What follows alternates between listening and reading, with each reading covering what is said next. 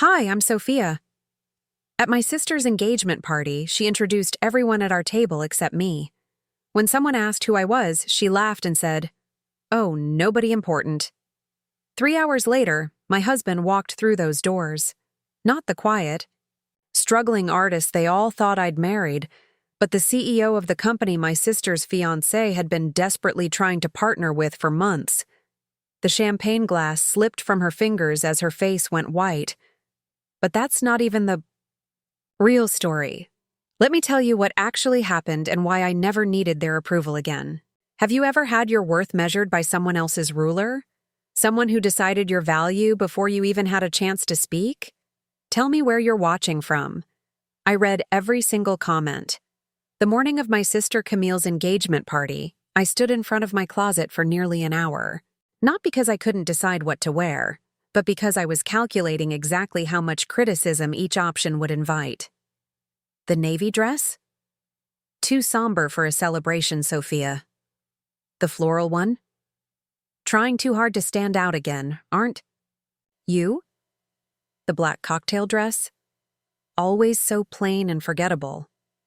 In the end, I chose a simple emerald green silk that complemented my eyes.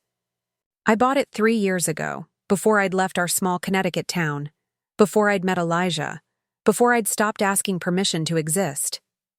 I smoothed the fabric and tried to ignore the flutter of anxiety in my stomach. It had been 18 months since I'd last seen my family. 18 months of missed calls, terse text messages, and the occasional email from my mother that always felt more like a performance review than familial correspondence. My phone buzzed on the dresser. Elijah's name flashed on the screen. "How are you feeling?" His voice was warm, steady, the opposite of the chaos brewing inside me. Like I'm 16 again, and about to be told everything I'm doing wrong, I admitted, sitting on the edge of our bed. "Remember, you're coming back home. Tonight. To us. To this life you've built." There was a pause, and I could almost see him weighing his next words. "You don't have to go at all, you know." "I do," I said, more to convince myself than him. "If I don't show up, it'll just confirm everything they believe about me. That I'm unreliable, selfish, the perpetual disappointment." He sighed, a sound I'd come to recognize as loving frustration. Being judged by people who haven't bothered to know you for years isn't something you deserve. "But I understand why you're going." Another pause. "I wish I could be there with you." "The conference in Tokyo is important. Besides," I forced a laugh that didn't quite reach my feelings. "Can you imagine my mother's face if you showed up? She'd probably faint from the shock of her failure daughter actually succeeding at something." "Sophia." His voice softened in that way that always made me feel seen. "You're not a failure. You never were." After we hung up, I stared at my reflection a moment longer. At 32, I no longer looked like the uncertain girl who had fled Pine Hollow. My posture was straighter, my gaze steadier. The constant furrow between my brows had smoothed. But standing there, preparing to return, to the place that had diminished me for so long, I could feel old wounds pulsing beneath healed skin. The train ride from New York City to Connecticut felt like traveling backward in time. As the landscape shifted from urban congestion to manicured suburbs, I rehearsed responses to inevitable questions. Yes, I'm still doing that art thing. No, it's not just a hobby anymore. Yes, I'm actually making a living. No, Elijah isn't struggling anymore either. What I wouldn't say, that my illustrations now appeared in major publications, that my first children's book had won an award, that Elijah's technology startup had been valued at 9 figures last quarter, that we had a life built on mutual respect and genuine affection, concepts that had always seemed theoretical in my parents' house. Pine Hollow hadn't changed much. The same Victorian homes lined Maple Street, their facades meticulously maintained while secrets festered behind drawn curtains. The same coffee shop where my mother and her friends would gather to dissect everyone's failures and disappointments over cinnamon lattes. the same church where I'd been told repeatedly that modesty and obedience were a woman's highest virtues. The engagement party was being held at the Granville, the only venue in town considered acceptable for important occasions. As my taxi pulled up to the entrance, I spotted my mother directing staff on the placement of flower arrangements, her posture rigid as always, her pearls catching the afternoon light. Sophia. She said my name like she was checking it off a list, her eyes sweeping over me with practiced efficiency. "You're 20 minutes late." "Hello to you too, Mom." I leaned in to kiss her cheek, a gesture she tolerated rather than welcomed. The train was delayed. "You should have taken an earlier one. Punctuality is a courtesy to others, not an option." She adjusted my collar slightly, a reflexive correction. "Your father is inside with the Hastings. Try not to mention your drawings. Charles's father is a federal judge, and they're very traditional about career choices." I bit back a response about my drawings paying for a Manhattan apartment and nodded instead, one battle at a time. "Where's Camille?" "Making an entrance in about 30 minutes. She's having professional photos taken first." My mother's face softened at the mention of my sister, her expression warming in a way it never did for me. "She looks absolutely radiant. Charles is such a perfect match for her. His family has been in Pine Hollow for generations, you know." Preparing and narrating this story took us a lot of time, so if you are enjoying it, subscribe to our channel. It means a lot to us. Now back to the story. What she didn't say but implied. Unlike your husband, who came from nowhere and took you away from everything respectable. Inside, the Granville had been transformed into a blush pink fantasy. Crystal chandeliers cast a flattering glow over round tables draped in silk. Centerpieces of white roses and peonies towered over champagne flutes.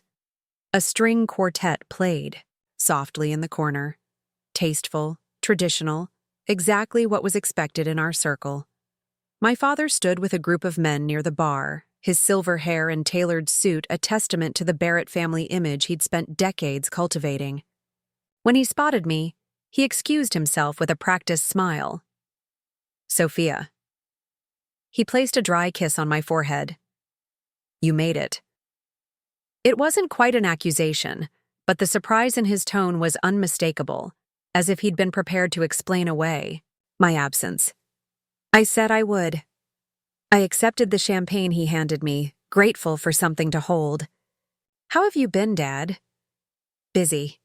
The firm is expanding to Boston next month." He nodded to several people across the room, half his attention already elsewhere. "Your sister has been a tremendous help with the client relations side. Natural. Talent for it, just like her mother." The familiar sting of comparison settled between my ribs. I'd learned to breathe around it years ago. "That's great," I said, taking a sip of champagne to hide my expression. "I'm happy for her. For all of you." My father checked his watch.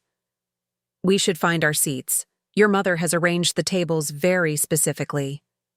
Of course she had. In our family, seating charts were tactical operations designed to maximize advantageous connections and minimize potential embarrassments. I followed him to a table near the front, where my mother was already seated alongside what appeared to be Charles's parents, the Honorable Judge Hastings and his wife, whose name I would soon learn was Evelyn. "Richard, Evelyn, this is our younger daughter," my father said, his hand resting briefly on my shoulder. No name, I noticed. Just a position in the family hierarchy. "Sophia," I supplied, extending my hand. "It's wonderful to meet you both." Judge Hastings shook my hand with the firm grip of someone accustomed to being deferred to. "Ah, yes, Camille mentioned a sister. You live in the city, is that right?" "Yes, in Greenwich Village." Mrs. Hastings tilted her head, pearl earrings swinging gently. "How vibrant.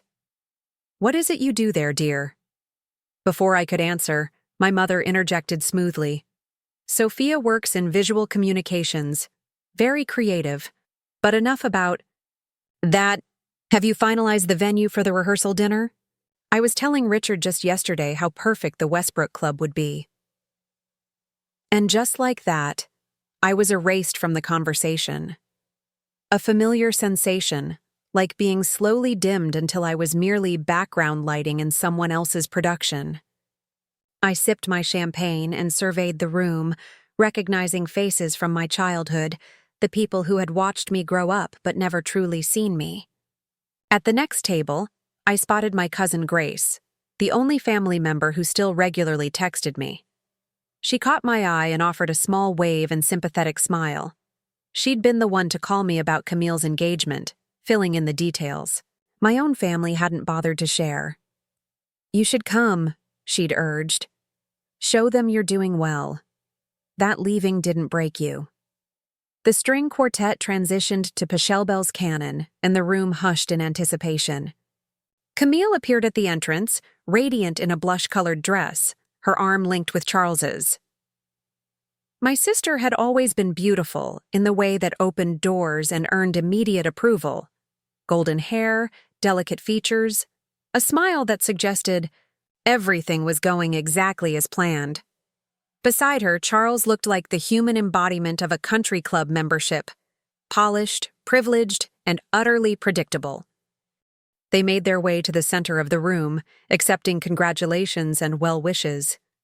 When they reached our table, Camille embraced our parents warmly, then turned to the Hastings with practiced charm.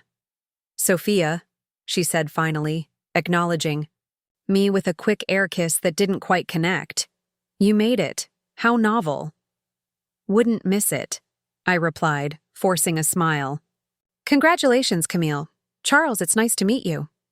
Charles nodded, his gaze already moving past me to more important guests. "Thanks for coming. Camille said you might be too busy with your projects."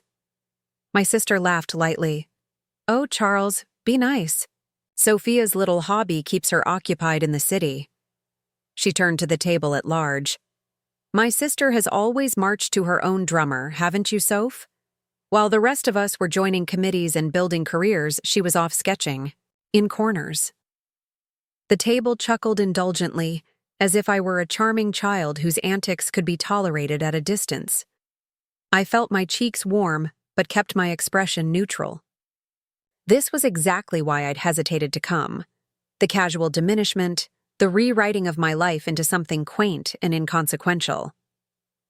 "Actually, I began, but was cut off by the arrival of more guests who Camille needed to greet. She floated away, Charles in tow, leaving me with the distinct impression that I'd been scheduled for exactly 3 minutes of sister time, now concluded. As the evening progressed, I found myself relegated to the periphery of conversations. My mother introduced every person at our table: the Hastings, the Whitmores from the yacht club, the Bennetts who summered in Martha's Vineyard. But when Mrs. Whitmore asked, "And who is this lovely young lady?" gesturing to me, my mother hesitated just long enough to be noticeable. Camille, who had returned to our table for the toasts, jumped in with a laugh.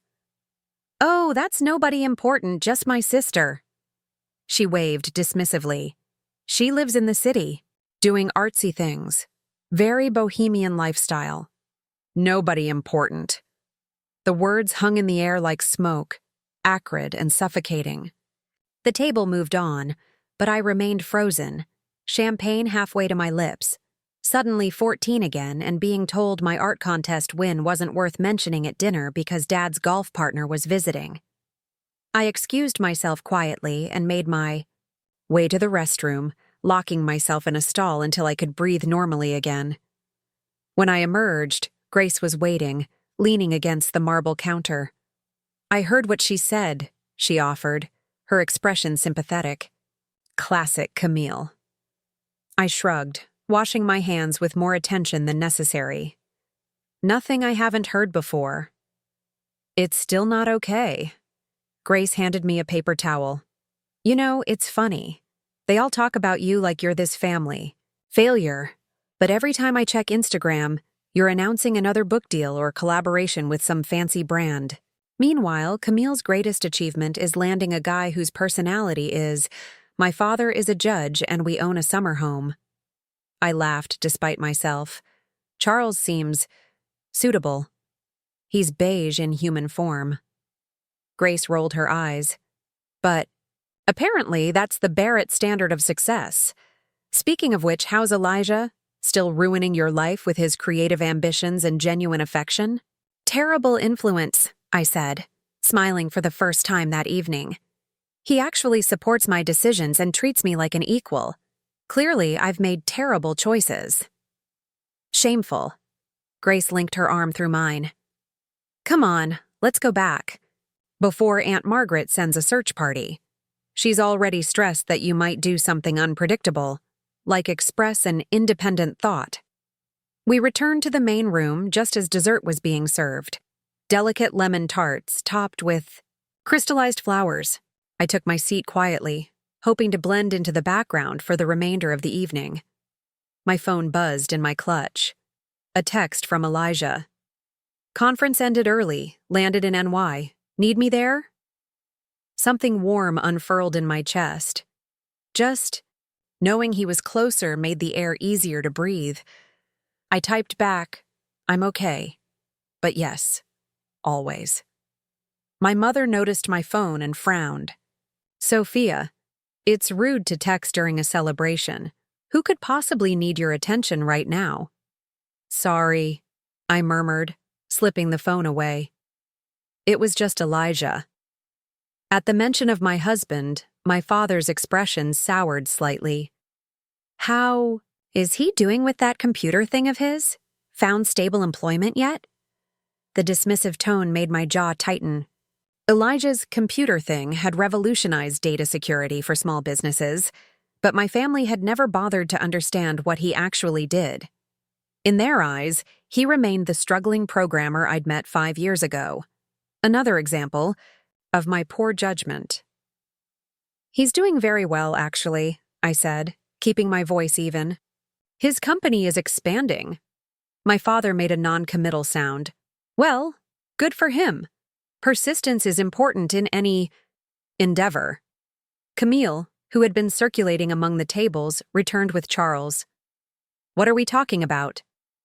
Sophia was just updating us on her husband's business attempts, my mother said, her tone suggesting she was being extremely generous by showing interest. Oh, the startup, Camille nodded with exaggerated understanding. How nice. Charles's firm actually works with several major tech companies, don't you, darling? Maybe he could put in a word somewhere, help Elijah find something more established. Charles straightened his already perfect tie. Always happy to help family, even. Extended connections. What's the company called again?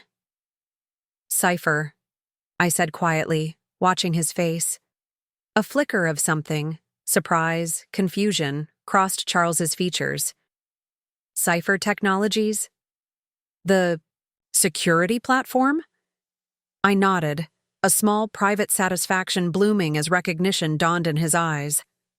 That's actually a significant player in the space, he said slowly, reassessing me with new interest. We've been trying to arrange a meeting with their executive team for months. Their waiting list for new clients is extensive. Is that so? I took a small bite of my dessert, savoring both the lemon tart and the moment. Camille, sensing the shift in energy, quickly redirected. Well, speaking of significant, Charles has some exciting news. Tell them, honey. Charles cleared his throat, clearly grateful for the subject change. My firm is finalizing a partnership with Meridian Global next week. It's been in the works for nearly a year. Very exclusive arrangement. Their CEO is notoriously selective about partnerships. Meridian Global, my father nodded appreciatively. Very impressive, Charles. That's a feather in your cap. I remained silent, pushing my dessert around my plate. Meridian Global had acquired Elijah's company last year, making him a senior executive in their technology division. It was information I could have shared, a connection I could have leveraged. Instead, I let Charles bask in his moment. Some satisfactions are best kept private, at least temporarily. As coffee was served, the conversation drifted to wedding plans. Camille detailed her vision for a June ceremony at St. Andrews, followed by a reception at the country club. 300 guests, a 10-piece orchestra, a custom gown being designed in Paris. "It will be the event of the season," my mother declared, patting Camille's hand. "Everything you've always deserved, darling." "We've already secured most of the vendors," Camille added, "though we're still finalizing the photographer. I want someone who understands the Barrett aesthetic, not too artistic or unconventional." She glanced at me briefly. "We need someone who appreciates tradition." I recognized the subtle dig, but let it pass. There had been a time when every such comment would have cut deeply, when I would have spent hours analyzing what I'd done wrong, how I could reshape myself to earn their approval. Now, they felt like echoes from a language I no longer spoke fluently. "Will your husband be joining us tonight, Sophia?" Mrs. Hastings asked, seemingly the only person at the table genuinely curious about my life. "I'd love to meet him. He's actually in Tokyo for a business conference," I explained. "He sends his congratulations, though." Camille smirked. "How convenient. Every family event, something comes up. It's almost like he's avoiding us. Or maybe he's avoiding having to explain his career struggles." "Camille," my father warned softly, not because her comment was unkind, but because open conflict was unseemly in public. "What? I'm just saying what everyone thinks," my sister shrugged, the picture of innocence. "It's been, 3 years? Since we've even met him? The mysterious husband who swept Sophia away to the big city and her artistic lifestyle." She made air quotes around the phrase. "For all we know, he could be completely made up." A ripple of uncomfortable laughter circled the table. I felt my shoulders tense, old instincts urging me to make myself smaller, to apologize for existing, in a way that inconvenienced them.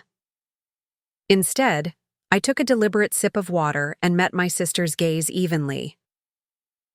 "Elijah has been busy building a successful company," I said, my voice quieter than I intended but steady. "And yes, we have a life in New York that keeps us occupied. But he's not avoiding anyone. He just prioritizes environments where people are kind to each other." The table fell silent. My mother's expression tightened like she'd tasted something sour. My father studied his coffee cup with sudden intensity. Camille's perfect features arranged themselves into a mask of wounded surprise, the expression she'd perfected since childhood, whenever consequences for her actions appeared. "I was just teasing, Sophia. No need to be so sensitive." She turned to the Hastings with a practiced laugh. "My sister always did take everything so seriously. Remember when she cried at her own birthday party because no one liked her homemade invitations?" I did remember. I was 11 and I'd spent weeks designing and creating individual cards for each guest, while Camille, at 14, had informed me they looked babyish and convinced my friends to throw them away. What I remembered most clearly was my mother telling me later that I shouldn't have put so much effort into something unnecessary, and that disappointment is what happens when you care too much about the wrong things. Charles, perhaps sensing the tension, stood and tapped his glass. "I think it's time for a toast to my beautiful fiancé." Grateful for the interruption, everyone raised their glasses as Charles delivered a practiced speech about destiny and perfect matches. I went through the motions, smiling at appropriate moments, clapping when others did. The performance of family harmony we'd all been trained in since childhood. As the evening began winding down, I found myself increasingly distant from the conversations swirling around me. Plans for bridal showers, discussions of seating arrangements, debates about whether orchids or lilies would better complement the church architecture. None of it touched me. I had become exactly what they'd always treated me as: present but not participating, visible but not significant. I excused myself again, needing air, space, a moment away from the performance. The Granville had a small garden terrace overlooking a manicured lawn, empty now in the cool evening. I leaned against the stone balustrade, breathing in the scent of early spring, damp earth, and the faint promise of growth. My phone buzzed again. Elijah. Outside, just say the word. My heart stuttered. He was here? In Pine Hollow? I typed quickly. I'm on the terrace. Less than a minute later, the glass door behind me opened. I turned to find Elijah standing. There, looking slightly rumpled from travel but handsome in a way that still made my breath catch. Tall, with dark hair curling slightly at his collar, eyes that saw me completely. You didn't have to come, I said, moving into his embrace without hesitation. His arms wrapped around me, solid and warm. Yes, I did. Tokyo was boring without you anyway. I laughed against his shoulder, tension I hadn't realized I was carrying, beginning to dissolve. Liar, you were presenting to a room full of tech executives. Exactly. Boring. He pulled back to study my face. How bad has it been? Oh, the usual. I'm nobody important, just doing artsy things in the city with my mysterious, probably fictional husband who can't find stable employment. I tried for lightness but couldn't quite manage it. His expression darkened briefly. I see some things never change. They don't know any better, I said, the old excuse slipping out automatically. They don't want to know better, he corrected gently. There's a difference. He took my hand, his thumb brushing over my wedding ring. Do you want to leave? We could be halfway to New York before they notice you're gone. The temptation was overwhelming. To walk away, to return to our life, to leave these people to their narrow perceptions. But something kept me rooted. Not the old need for approval, but something newer, stronger. The desire to stand in my truth, just once, in the place where I'd been taught to make myself invisible. Actually, I said slowly, I think it's time they met my husband. Properly. Elijah studied me for a moment, then nodded. Lead the way, Mrs. Chen. We re-entered the reception together, his hand warm against the small of my back. The room had thinned somewhat, but our table remained full. My parents, Camille and Charles, the Hastings, all lingering over coffee and final wedding details. My mother noticed us first, her conversation faltering mid-sentence as her gaze landed on Elijah. My father followed her line of sight, his expression cycling rapidly through. Surprise, confusion, and something that might have been concern. Camille turned last, her perfect smile freezing in place as she registered not just Elijah's presence, but the confident way he stood beside me, the quality of his suit, the easy authority he carried without effort. Look who made it after all, I said, keeping my voice light. Everyone, this is my husband, Elijah Chen. The name landed like a stone in still water. Charles, who had been reaching for his coffee, went completely still, his cup suspended halfway to his lips. Elijah Chen, he repeated, his voice strained. Of Cipher Technologies? Elijah extended his hand with a warm smile that didn't quite reach his eyes. The very same. You must be Charles. Congratulations on your engagement. Charles stood so quickly he nearly knocked over his chair. Mr. Chen, it's an honor. I've been trying to arrange a meeting with your team for months. My father's expression shifted from confusion to sharp interest. Judge Hastings leaned forward, suddenly attentive. My mother blinked rapidly, her social algorithm recalculating in real time. Elijah, she said, her voice honey-sweet in a way I hadn't heard directed at me in years. How wonderful you could join us after all. We were just saying how long it's been. Camille remained frozen, her complexion paling to match the white tablecloth. I watched understanding dawn in her eyes, that the nobody important she had dismissed had connections to the very partnership Charles had been boasting about securing. Elijah is Meridian Global's chief technology officer now, I explained, calmly meeting my sister's gaze. After they acquired his company last year. Charles made a sound somewhere between a cough and a gasp. Chief, Meridian? I wasn't aware? It's fairly recent, Elijah said smoothly. Though I understand your firm has been pursuing a partnership with us.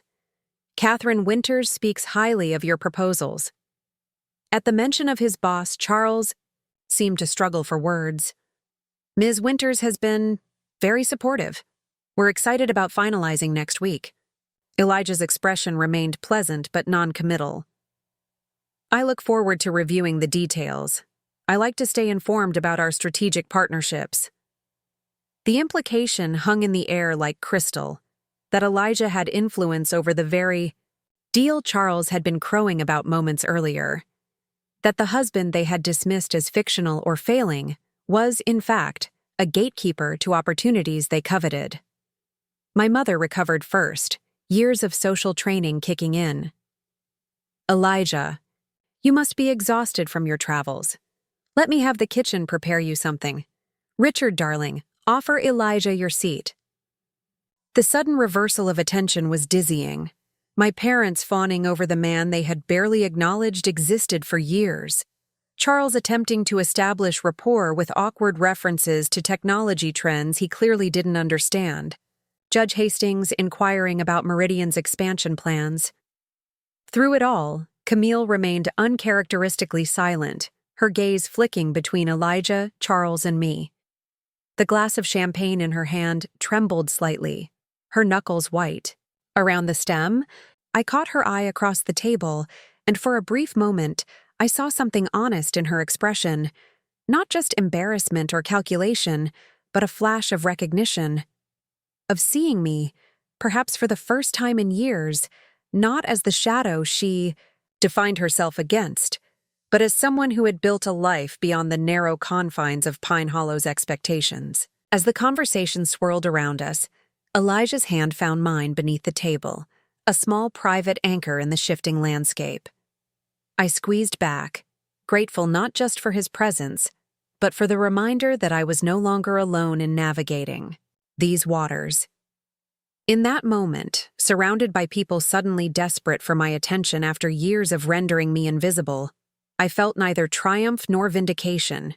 Instead, I felt something quieter but more profound. The certainty that I no longer needed anything from them. Not approval, not understanding, not even acknowledgement. I had become my own measure of worth, and that was the most revolutionary act of all. The rest of the evening unfolded like a play where the script had suddenly changed. My parents, who had barely acknowledged my existence earlier, now couldn't. Stop asking Elijah questions about his work, his company, his vision for the future. Charles hovered nearby, interjecting with technical terms he clearly didn't understand, desperate to establish some connection before the night ended. The Hastings, sensing opportunity, steered the conversation toward their son's tremendous business acumen and innovative approach to partnerships.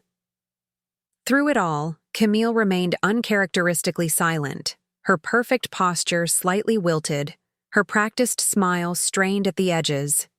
Every time Elijah spoke, articulate, insightful, signed, her gaze would flicker to me with an expression I couldn't quite decipher. Not quite resentment, not quite curiosity. Something closer to disbelief, as if the sister she had dismissed for so long had suddenly materialized in 3 dimensions. "We should probably head back to the city," I said, during a brief lull in the conversation.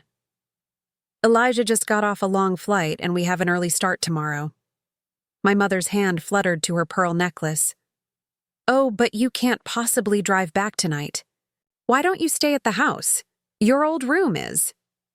"Well, it's being used for storage, but we could make up the guest room." The invitation, so casual, as if she regularly welcomed me home, nearly made me laugh.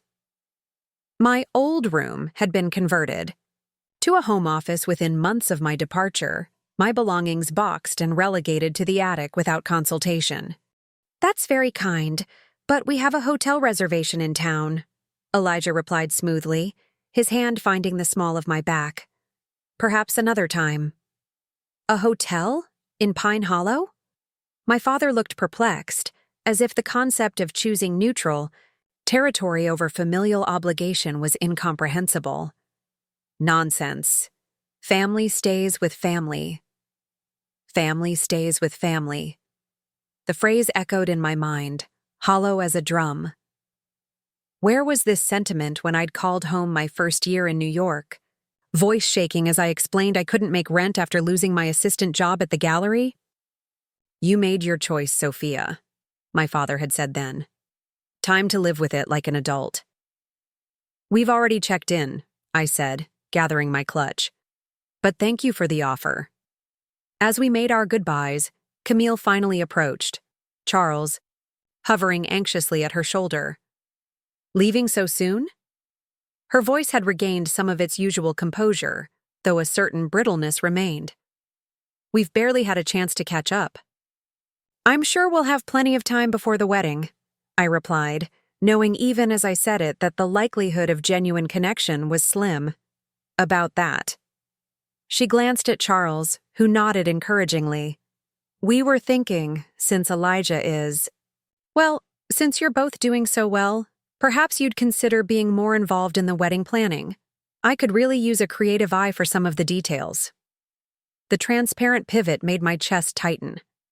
Just hours ago, I had been nobody. Important. My creative work dismissed as a hobby. Now, with the revelation of Elijah's position, my artistic eye was suddenly valuable. "I'm pretty booked with projects right now," I said, keeping my tone gentle but firm. "But I'm happy to recommend some excellent designers who could help." A flash of frustration crossed her features before she smoothed it away. "Of course you're so busy. It's just family is so important for these milestone moments." She turned to Elijah, her smile widening. "And we'd love to get to know you better, Elijah.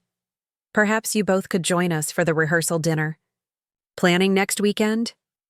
Charles's firm is hosting a little gathering to discuss some business opportunities as well. Nothing formal, just connecting good people together. The calculated nature of the invitation hung in the air between us.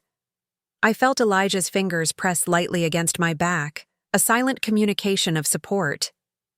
Whatever I decided, he would follow my lead. "We'll check our calendar," I said finally, neither committing nor refusing outright. "It's a busy time for both of us." Of course. Charles stepped forward, extending his hand to Elijah again. "But do try to make it. There are some potential synergies we'd love to explore. Very exciting possibilities." Elijah shook, his hand with professional courtesy. "I'll have my assistant reach out to yours to see what might work." As we finally extricated ourselves and walked toward the exit, my mother hurried after us, catching my arm just before the door. "Sophia," she said, her voice lowered as if sharing a secret, "why didn't you tell us about Elijah's success?" "All this time, we thought." "That's exactly it, Mom," I replied quietly. "You thought. You all decided who we were without ever asking, without ever seeing what was right in front of you. And the saddest part is, it shouldn't have mattered either way." Her expression faltered, confusion replacing the calculating gleam in her eyes. "What do you mean it shouldn't have mattered?" "Of course it matters. Elijah is clearly very successful, very respected. That changes things." "That's just it. It doesn't change anything about me, about who I am or what I've accomplished. I'm exactly the same person I was 4 hours ago when Camille called me nobody important." My mother had the grace to look momentarily abashed, before rallying. "Camille didn't mean anything by that. You know how she gets when she's the center of attention. A bit carried away. She's always been protective of her spotlight." "And you've always let her be," I said, the truth slipping out before I could reconsider. "You encouraged it even. There was only room for one successful daughter in this family, and you decided early on it wouldn't be me." She drew back slightly, pearl earrings catching the light. "That's not fair, Sophia. We only wanted what was best for you. Some practicality, some direction. You were always so scattered with your interests. I was curious, I corrected. I was finding my way.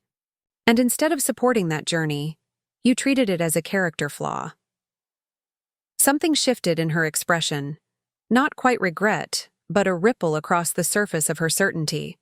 For a moment, I glimpsed the possibility that she might actually hear me, might recognize the years of dismissal and its cost. But then her social mask slipped back into place. Well, it seems you found your way quite successfully after all. You should bring Elijah by the house before you leave town. Your father would love to continue their conversation about investment opportunities. And there it was, the transactional nature of their sudden interest laid bare. Not curiosity. About my life. Not genuine connection. Just proximity to potential advantage. Good night, Mom, I said softly, stepping back. It was nice to see you. The night air felt cleansing as we walked to our rental car, the sounds of the reception fading behind us. Elijah waited until we were inside the vehicle, doors closed. Against the world I'd grown up in, before speaking. You okay? He asked, making no move to start the engine, just studying my profile in the dim light. I exhaled slowly, searching for the right words. I'm not sure okay is the right description. I feel, I don't know, validated but empty? Like I finally won a game I stopped wanting to play years ago. He nodded, understanding without need for further explanation. That was one of the countless things I loved about him, his patience. With emotional complexity, his willingness to sit in uncomfortable spaces without rushing to solution. For what it's worth, he said after a moment, I'm proud of you. Not because you showed them anything, but because you stayed true to yourself in a place that never made that easy. I turned to look at him fully, this man who had seen me clearly, from the beginning. Thank you for coming. You didn't have to fly straight from Tokyo. Yes, I did. He reached across the console to take my hand. Partners show up for each other. Besides, I've been curious about the mythical Pine Hollow for years. It's exactly as you described. Beautiful facades with excellent lighting to hide what's underneath. That made me laugh, tension releasing from my shoulders. The Pine Hollow motto. Appearances matter most when reality disappoints. Catchy. They should put that on the welcome sign. He started the car, the engine humming to life. So, the Lakeside Inn or straight back to the city? I considered for a moment. Part of me wanted to flee immediately, put distance between myself and the familiar patterns that still had the power to wound. But something else, something newer and stronger, suggested a different path. The inn, I decided. I want to show you something tomorrow morning before we go. He nodded, navigating out of the parking lot. Your wish, my command. The Lakeside Inn sat at the edge of town, a charming colonial structure overlooking the small lake that gave Pine Hollow its name. Our room was simple but comfortable, with wide windows facing the water and an old-fashioned quilt on the bed that reminded me of my grandmother's house, the one place in my childhood where I'd felt truly accepted. As I stood by the window, watching moonlight ripple across the lake's surface, Elijah's arms wrapped around me from behind, his chin resting on my shoulder. Tell me what you're thinking, he murmured. I leaned back against him, drawing strength from his solid presence. I'm thinking about how long I spent trying to earn a place at a table where I was never meant to have a seat. How much energy I wasted seeking approval from people who defined me solely by how well I conformed to their expectations. And now? Now, I'm thinking about tables of my own making, about choosing who sits at them and how we treat each other. I turned in, his arms to face him, and I'm thinking that success isn't proving them wrong. It's building something so right that their opinions become irrelevant. He smiled, the kind that reached his eyes and made the corners crinkle. That sounds like a mission statement. Worth following. Later, as we lay in the unfamiliar bed, listening to the creaks and sighs of the old building settling around us, I found myself unexpectedly at peace. Not because anything had been resolved with my family. If anything, the evening had confirmed the depth of our disconnect, but because I no longer needed resolution from them to move forward. The next morning dawned clear and crisp, early spring sunshine casting long shadows across the frost-tipped grass outside our window. I woke before Elijah, slipping quietly from bed to make coffee using the room's small machine. As the familiar aroma filled the space, I sent a quick email to my editor confirming our meeting the following day, then opened my sketchbook. The image had been forming in my mind since the previous evening. A girl standing at the edge of a forest, looking back at a house with windows that showed only reflections, never the inside. I began to draw, lines flowing easily in the quiet morning light. "That's powerful," Elijah's voice came from behind me some time later. I hadn't heard him wake, but I felt his presence as he leaned over my shoulder. New book concept? I considered. The sketch adding a few more details to the forest edge, flowers beginning to bloom, birds in flight. Maybe I'm calling it Beyond the Reflection. He pressed a kiss to the top of my head before moving to pour himself coffee. "I like it. Where are we heading this morning?" "There's a place by the lake I want to show you. It won't take long." After a quick breakfast at the inn's small restaurant, we walked the path that circled the lake. The morning was quiet, most of Pine Hollow's residents still at home preparing for Sunday services or lingering over family breakfasts. We passed the town dock where I'd spent countless summer days reading while other kids splashed and played. Nearby, the boathouse where I'd had my first kiss with Tyler Hammond in 10th grade, the weeping willow where I'd hidden to sketch when things at home became too tense. Finally, we reached a small clearing slightly elevated above the water, offering a perfect view of the town beyond. A massive oak tree stood sentinel at its edge, its trunk scarred with generations of carved initials and declarations. "This was my spot," I said, approaching the tree. "Whenever things got too loud at home, not physically loud, but emotionally, you know. I'd come here to think, to draw, to breathe." Elijah ran his hand along the rough bark. "Your sanctuary." Something like that. I reached into my bag and pulled out a small pocket knife. I never carved my initials here. I always felt like I didn't have the right somehow, like I wasn't permanent enough to leave a mark. He watched silently as I unfolded the knife, understanding the significance of the moment without need for explanation. I found a space at eye level, smooth enough for clean lines, and carefully, deliberately carved, "SBC was here." "Sophia Barrett Chen was here," I said softly, tracing the fresh marks with my fingertip. Not hiding, not apologizing, not asking permission, just existing, taking up space, leaving evidence.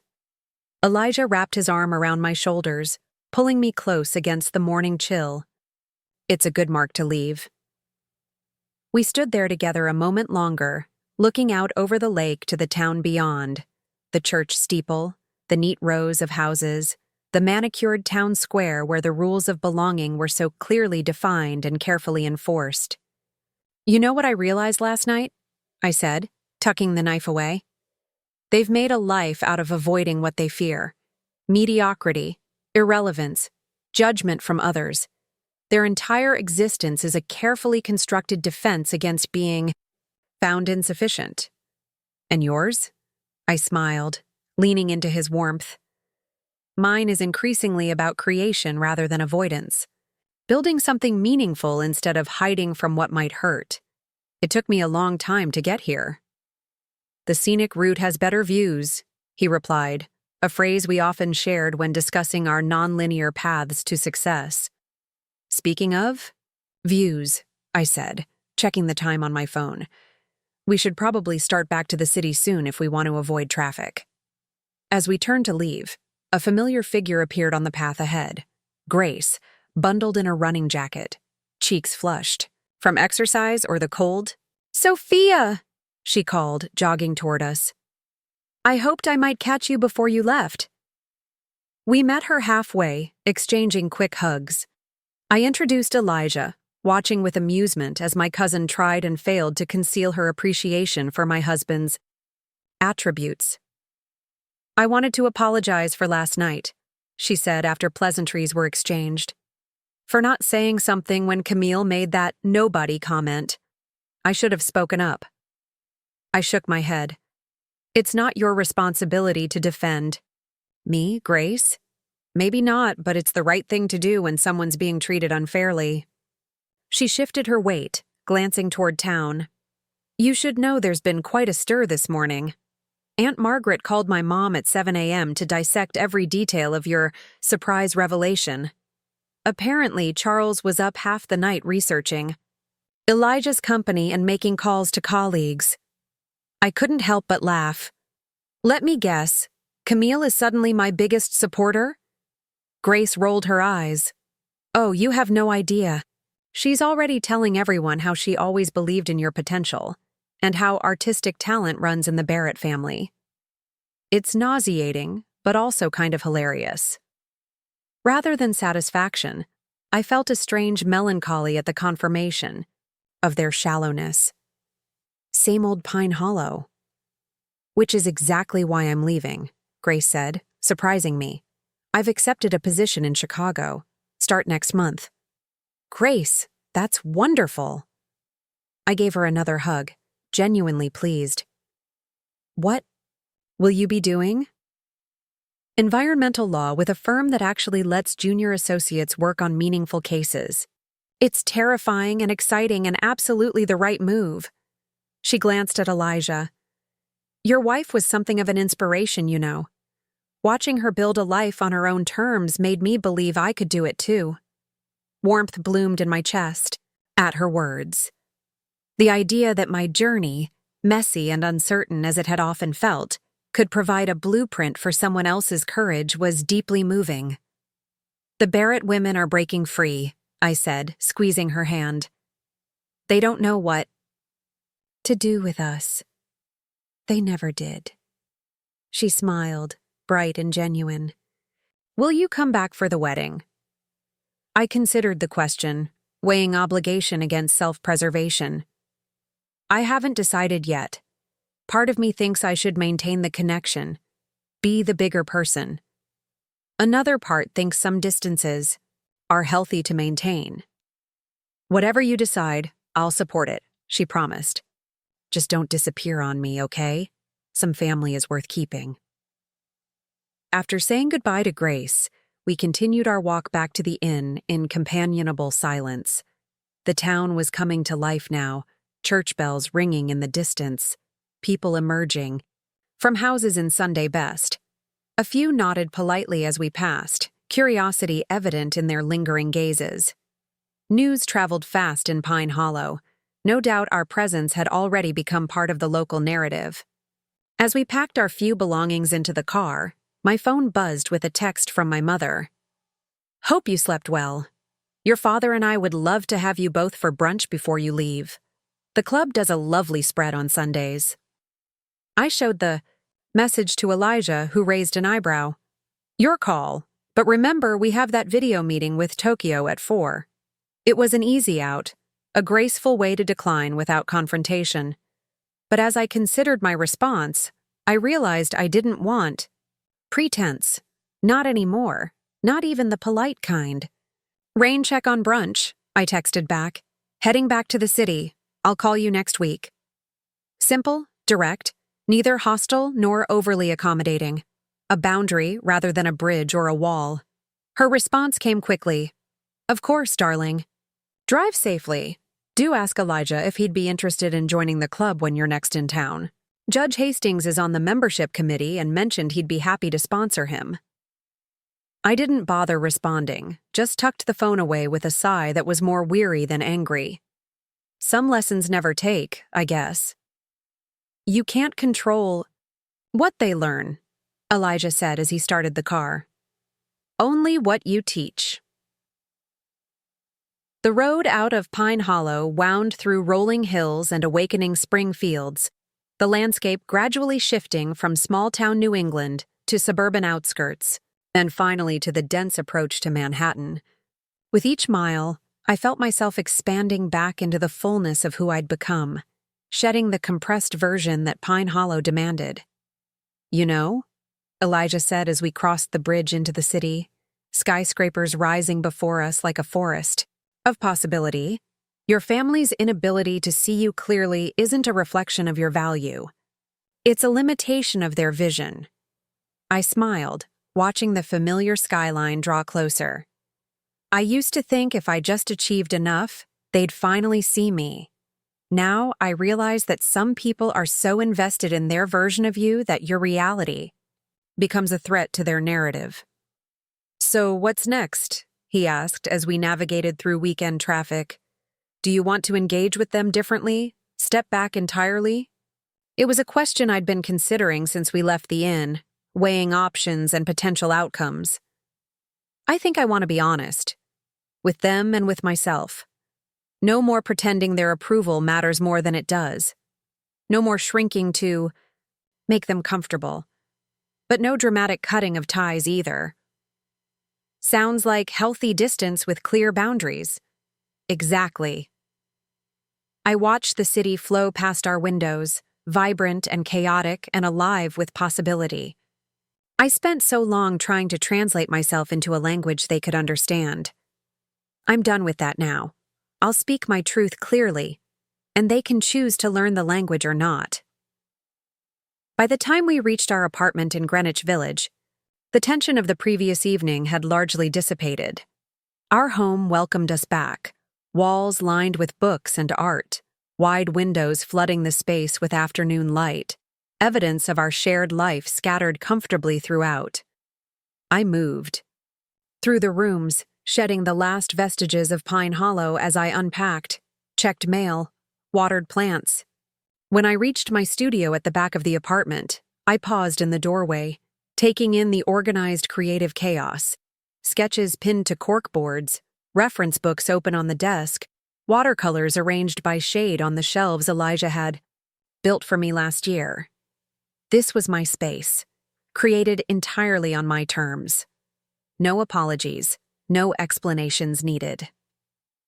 I set my sketchbook on the desk and opened to the drawing I'd begun that morning. The girl at the forest edge, looking back at the house with reflective windows.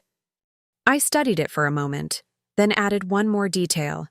A second figure waiting in the forest, hand extended toward the girl, offering not rescue but partnership on the journey forward. Elijah appeared in the doorway, 2 mugs of tea in hand. "Getting back to work already?"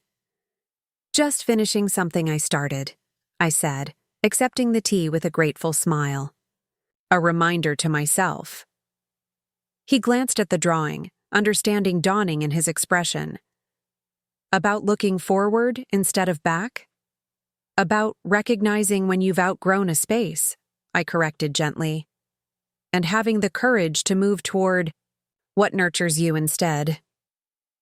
Later that evening, as we prepared for the video call with Tokyo, my phone chimed with an email notification.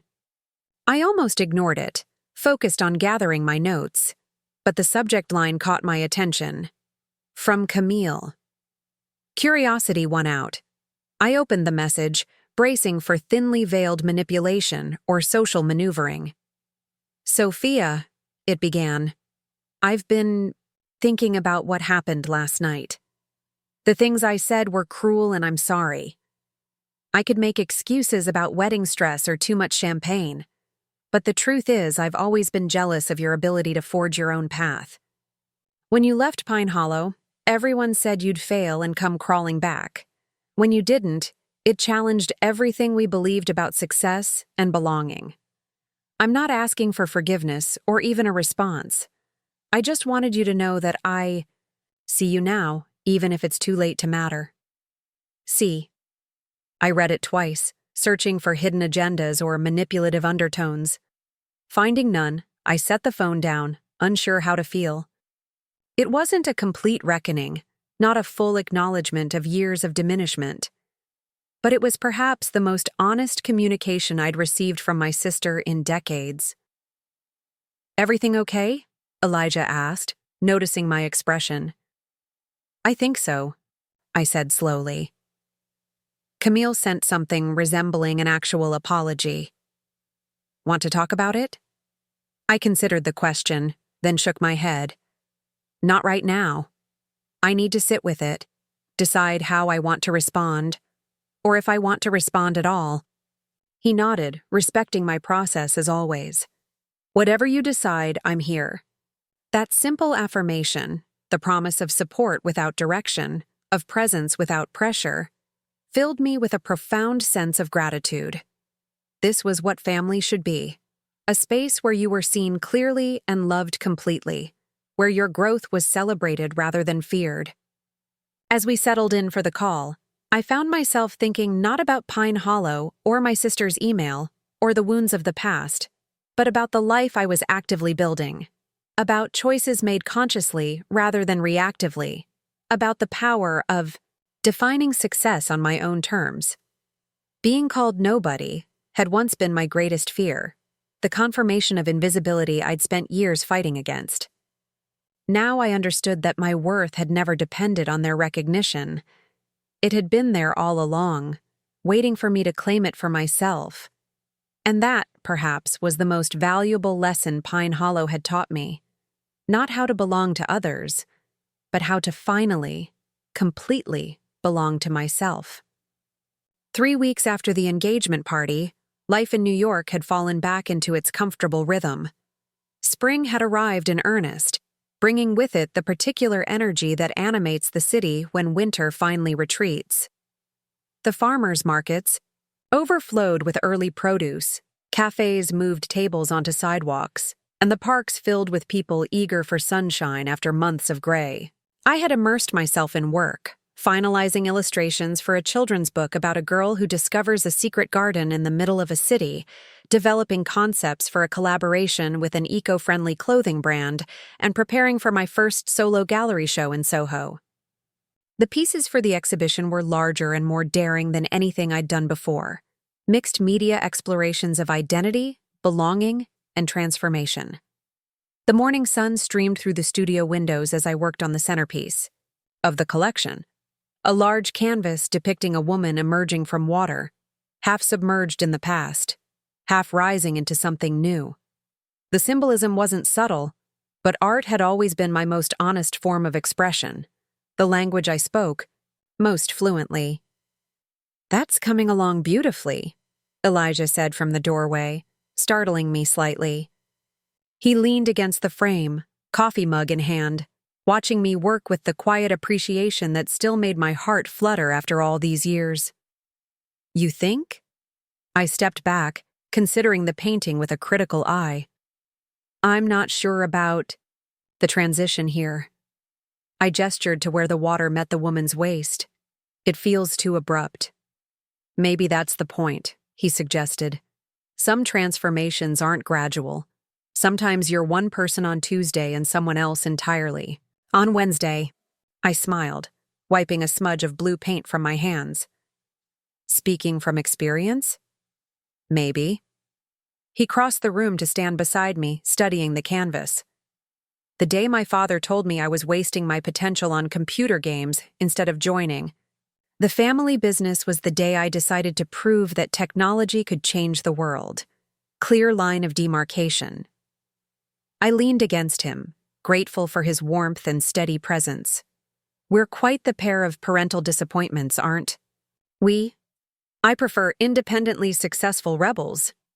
He pressed a kiss to my temple. "Speaking of family expectations, you should probably check your email. Your mother has sent 3 messages in the last hour." I groaned, setting down my paintbrush. "Let me guess, more about the wedding?" Ever since the engagement party, my mother had launched a concentrated campaign to reintegrate me into the family narrative, specifically into the elaborate performance that was Camille's wedding. What had begun as tentative invitations had escalated to daily communications detailing every aspect of the planning process, as if I had always been an integral part of the Barrett family dynamics. I didn't read them, Elijah said, but the subject lines all had exclamation points. A sure sign of impending social manipulation. I sighed, wiping my hands more thoroughly on a rag. I should see what fresh urgency has arisen in the world of peony arrangements and seating charts. The emails were variations on a theme that had become familiar. Sophia, darling, your input would be invaluable on the bridesmaids' bouquets. And Charles's mother mentioned how lovely it would be if you could join us for the menu tasting. And the most transparent, Camille was just saying how meaningful it would be to have her artistic sister involved in such a special day. I hadn't responded to any of these overtures, partly from genuine busyness and partly from a deep reluctance to be drawn back into the performative family unity that had always left me feeling hollow. Camille's unexpected email apology had hung between us, unanswered. Not because I couldn't forgive her, I was working on that, but because I wasn't sure what honest reconnection would even look like after so many years of surface-level interaction. Your mother is persistent, Elijah observed, reading over my shoulder. 3 exclamation points for the menu tasting. Must be serious business. The Barrett women don't joke about canapes, I replied dryly. It's practically in our family. Crest. Are you going to respond? I closed the laptop with a sigh. Eventually, I'm just not sure what to say yet. Thank you for suddenly valuing my opinion now that my husband has social capital you want to access feels a bit too honest. But accurate. Accurate doesn't always build bridges. I stood, stretching arms stiff from hours of detailed work. And despite everything, part of me still wants that connection. Not the superficial version they're offering, but something real. Is that naive? Elijah considered the question with the thoughtfulness I treasured in him. I don't think hope is ever naive. Unrealistic expectations might be, but hope itself, the belief that growth is possible, that's just courage. I reached for his hand, intertwining our fingers. When did you get so wise? I married a wise woman. It's contagious. He tugged me gently toward the door. Come on, you've been painting for hours.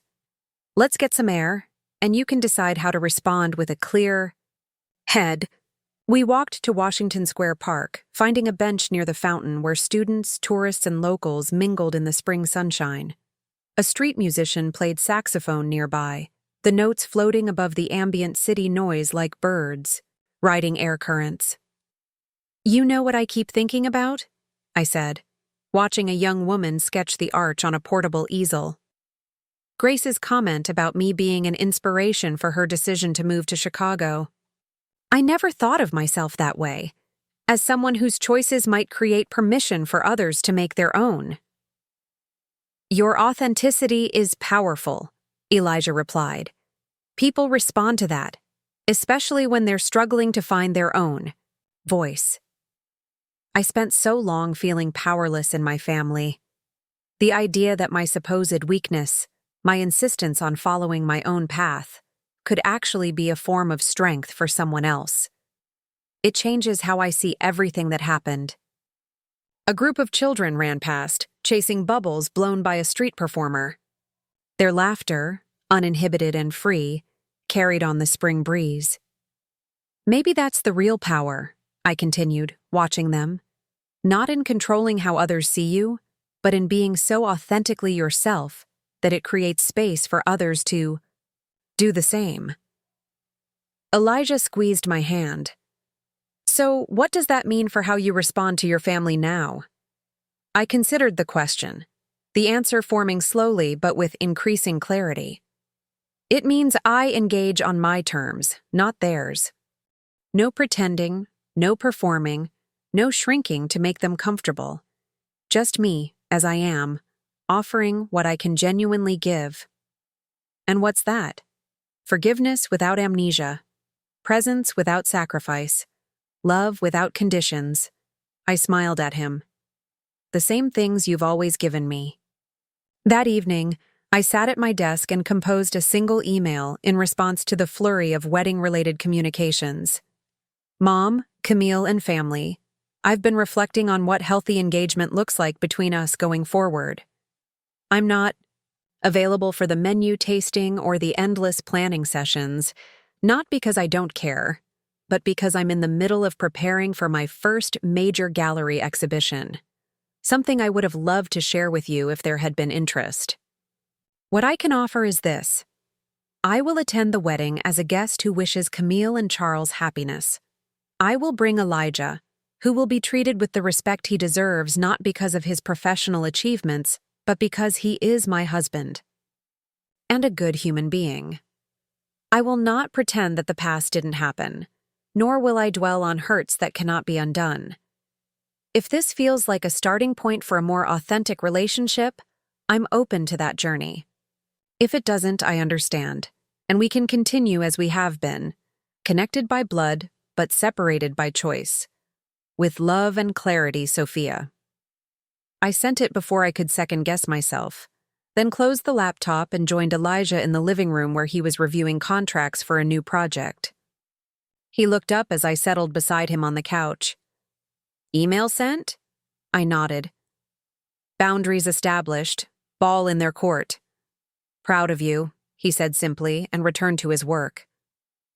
The response came 2 days later, not from my mother as I'd expected, but from Camille. Her email was brief but unexpectedly direct. Sophia, your terms are fair. More than fair, considering everything. The truth is, I don't know how to have a real relationship with you.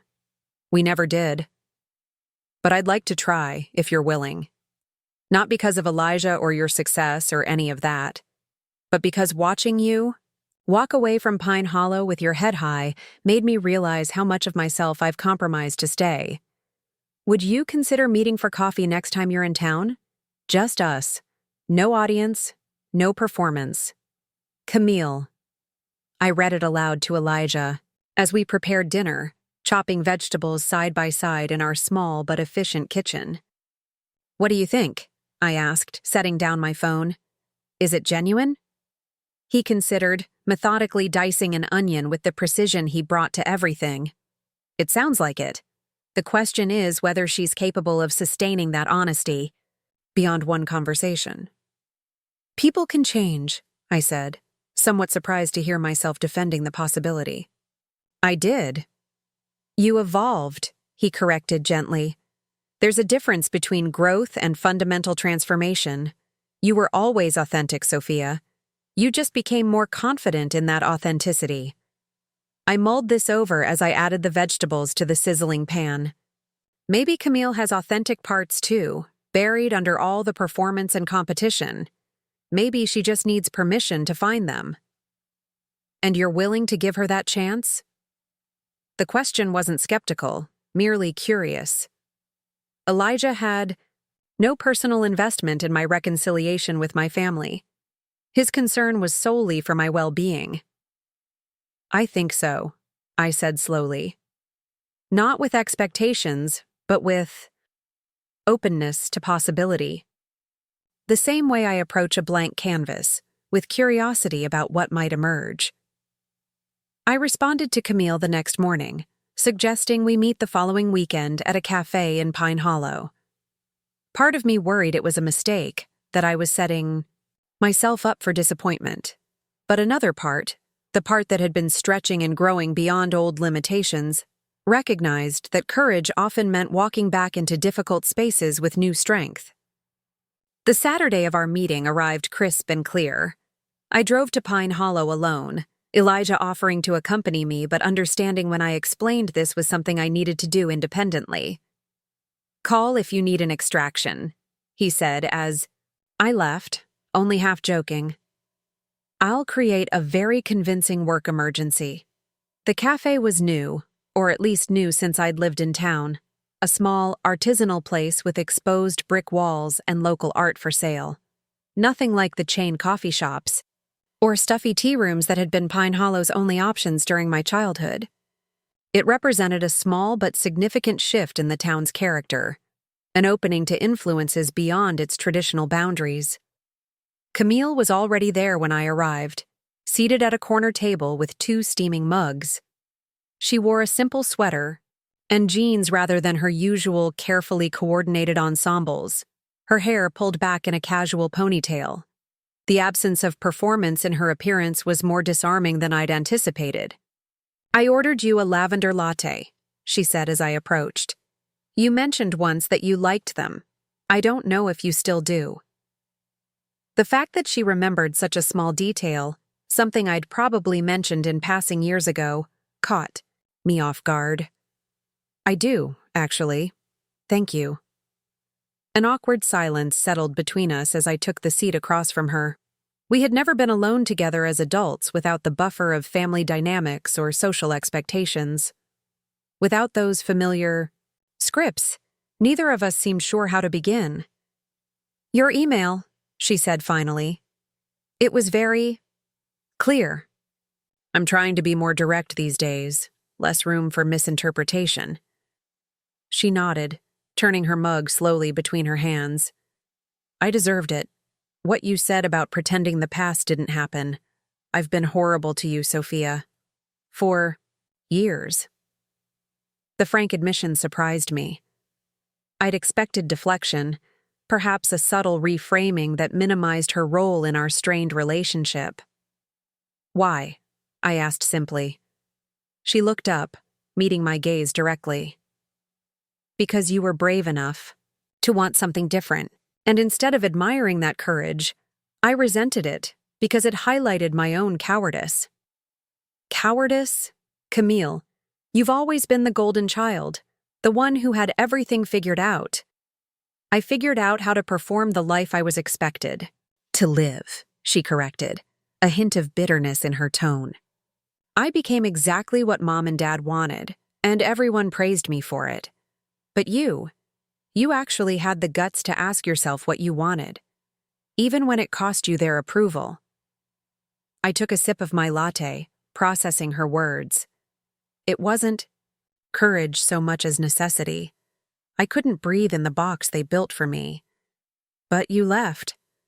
She emphasized the word like it was a feat of extraordinary strength. "You walked away and built something real. Do you know what I've built? A perfect facade. A relationship based on social compatibility rather than love. A career chosen for its prestige rather than meaning." The raw honesty in her voice made my throat tighten. For the first time, I was seeing beyond my sister's carefully constructed exterior to the uncertainty beneath. The same uncertainty I had wrestled with, but had never imagined she might share. "It's not too late to change direction," I said, quietly. She laughed, a brittle sound. 2 months before my wedding to the man our parents practically handpicked? With deposits paid and announcements sent? The Barrett reputation on the line? Is reputation worth sacrificing happiness for? That's such a Sophia question. She shook her head, but there was a hint of fondness in her expression. In our world, reputation is currency, it's security, it's belonging. But is it living? I countered gently. Really living? Not just existing according to someone else's blueprint? She didn't answer immediately, gazing out the window at the main street where Saturday shoppers strolled past, many of them people we'd known all our lives. "I envy you," she said finally, turning back to me. "Not your success, or your husband, or your life in New York. I envy your freedom. Your ability to make choices based on what feels right to you, not what maintains appearances." "That freedom came at a cost," I reminded her. "Years of being dismissed, belittled, treated as if I didn't matter." "I know. And I was part of that. The worst part." Her voice cracked slightly. "When I called you nobody important at the engagement party, it wasn't just thoughtless cruelty. It was fear." Fear of what? That someone would see past our perfect family narrative, that they'd notice the sister who got away and wonder why she left, that they'd start asking questions I don't have comfortable answers for. She met my gaze again, eyes shining with unshed tears. "It's easier to dismiss you as unimportant than to acknowledge that you might have been right to leave." The admission hung between us, raw and honest in a way our interactions had never been. I felt an unexpected surge of compassion for the sister I had spent years resenting, not because her behavior was excusable, but because I recognized the prison she had built for herself was in many ways more confining than any I had escaped. "What do you want, Camille?" I asked softly. "Not what Mom wants or what Pine Hollow expects. What do you want?" She blinked rapidly, as if the question itself was disorienting. "I don't know. I haven't let myself think about that in so long. I'm not sure I even know how to answer." "Maybe that's where you start then, with permission to ask the question." A tear slipped down her cheek, which she quickly brushed away. "How did you do it? How did you find the courage to walk away from everything you were supposed to want?" I considered the question carefully, wanting to give her a real answer, rather than a platitude. I think it started with admitting to myself that I was miserable trying to be someone I wasn't, that the approval I was seeking wasn't worth the self-betrayal it required. After that, each step, leaving Pine Hollow, pursuing art seriously, building a life on my terms, became possible because the alternative was a kind of spiritual death. "I feel that," she whispered. "The dying part, like I'm slowly disappearing into a role I created but don't recognize anymore. Then maybe it's time to try something else." I wouldn't know where to begin. "You've already begun," I pointed out. "This conversation, reaching out, being honest, that's the first step." She managed a small smile. "Baby steps toward authenticity?" "It's how most transformations happen. Not all at once, but in small choices that gradually lead you back to yourself." We talked for nearly 3 hours, moving beyond our shared history to discover things about each other we'd never known. Her secret interest in environmental conservation, my struggles with imposter syndrome in the art world, her doubts about Charles, my early failures in New York. The conversation wasn't easy. Years of practiced distance couldn't dissolve in a single meeting. But it was real in a way nothing between us had been since childhood. As we prepared to leave, Camille hesitated by the door. "What happens now? With us, I mean." "I don't know exactly," I admitted. "But I'd like to find out. Not as the person you've always seen me as, or as someone suddenly useful because of who I married, just as me, getting to know the real you. I'd like that too." She paused, uncertainty clouding her features. "Will you still come to the wedding?" It was the question I'd been expecting since we sat down, the one that would reveal whether our newfound honesty could withstand the gravitational pull of old patterns. "Is that what you want? Really want, not what would look good or please Mom?" She didn't answer immediately, which itself was a kind of progress, consideration rather than automatic adherence to expectation. "I want you there," she said finally, "but I understand if it's too much to ask, and I won't pressure you either way." The absence of manipulation in her response felt like a small breakthrough. "Then yes, I'll come, as your sister, not as a prop in a perfect family tableau." Relief softened her expression. "Thank you, and Elijah too, of course. Not because of his connections or whatever ridiculous social calculations Mom is making, because he's important to you." We parted with an awkward hug that became more genuine halfway through, both of us unpracticed in sincere affection with each other, but willing to try. As I drove back to the city, I felt lighter than I had in years, not because everything was resolved, but because honesty had created possibility where none had existed before.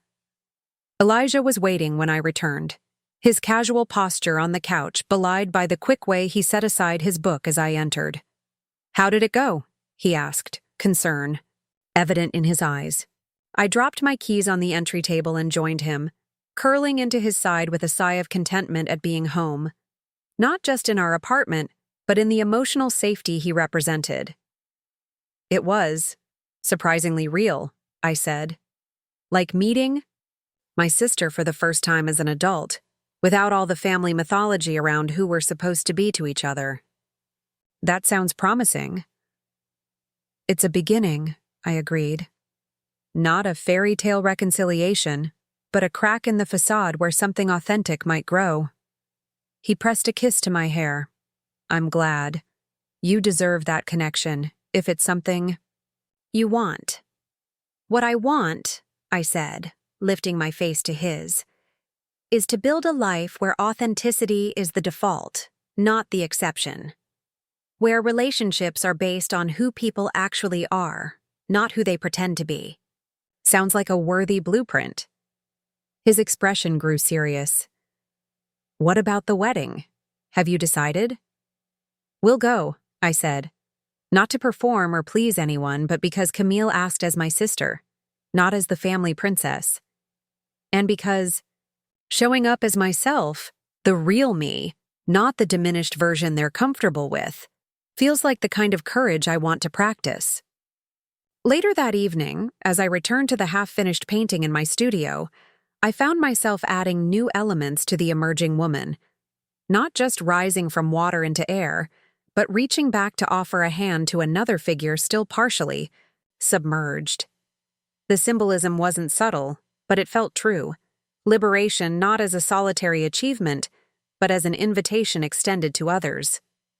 As my brush moved across the canvas, I thought about the journey that had brought me here, from the quiet, compliant daughter desperate for approval to the woman who had found her voice and was learning to use it, not just for self-expression, but for connection. The transformation hadn't happened in a single dramatic moment, as I'd sometimes imagined it should. It had unfolded in countless small choices to honor my truth, even when that truth made others uncomfortable. Being called nobody important at my sister's engagement party could have been just another wound to carry, another confirmation of my invisibility in the narrative of my family. Instead, it had become a catalyst, not for revenge or retaliation, but for the kind of radical honesty that made real relationship possible. Some bridges, once burned, cannot be rebuilt, but others can be reimagined, constructed differently than before, not to carry the weight of expectation and performance, but to connect authentic shores that had seemed impossibly distant. I didn't know yet what would grow from this tentative reconnection with Camille, whether it would withstand the gravitational pull of old patterns or flourish into something genuinely new. But I knew with certainty that I was approaching it from a position of strength rather than need, able to offer forgiveness without requiring it to validate my worth. And that, perhaps, was the most unexpected gift of all. Discovering that the journey to find my voice had led not to isolation, as I'd sometimes feared, but to the possibility of deeper connection than I'd ever thought possible. Not despite my differences, but because of them. Not by becoming smaller, but by growing fully into myself. Not by hiding my light, but by letting it illuminate the path for others still finding their way out of darkness. In that moment, brush in hand and possibility before me, I understood that my story had never been about proving my worth to those who couldn't see it. It had always been about claiming that worth for myself, and in doing so, creating space for others to do the same. The weeks leading up to Camille's wedding unfolded like the gradual changing of seasons, small shifts each day that accumulated into transformation. My gallery exhibition opened to unexpected acclaim, with critics praising the emotional honesty and unflinching self-examination in my work. 3 pieces sold on opening night, including the centerpiece painting of the woman emerging from water and reaching back to help another. "You've captured something universal," my agent, Layla, said as we celebrated afterward, glasses of champagne catching gallery lights. "Everyone feels seen in these paintings, like you've somehow illustrated their own journey." "Maybe because we're all trying to rise from something," I replied, watching strangers move from canvas to canvas, lingering, connecting. "We all know what it means to leave parts of ourselves behind while carrying others forward." Elijah squeezed my hand, pride evident in his eyes. "You've always had that gift, seeing beneath the surface to what connects us." Ironic, considering how unseen I felt for so long. Perhaps that's exactly why, he suggested. You recognize the hunger in others because you lived with it yourself.